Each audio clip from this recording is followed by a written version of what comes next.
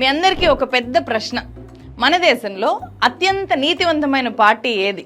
ఒక పార్టీ ఉంది, అదేమని గెస్ చేయగలరేమో చూడండి. కేంద్రంలోని నరేంద్ర మోదీ ప్రభుత్వం దృష్టిలో అత్యంత నీతివంతమైన పార్టీ అంటే ఏంటి?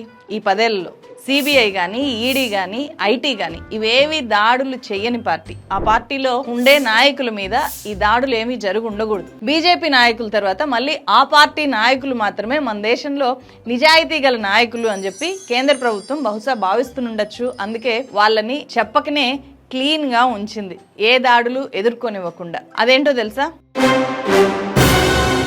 ఈ దేశంలో 95% సిబిఐ, ఈడీ, ఐటీ కేసులు ప్రతిపక్ష నేతల పైన. కానీ సిబిఐ, ఈడీ, ఐటీ ఒక్క కేసు పెట్టిన నాయకుడు అసదుద్దీన్ ఓవైసీ. నిజుడు అసదుద్దీన్ ఓవైసీ పైన సింగిల్ కేసు సిబిఐ పెట్టిందా, ఈడీ పెట్టిందా, ఐటీ పెట్టిందా? దీని ప్రకారం మన కంక్లూజన్ ఏం రావాలి?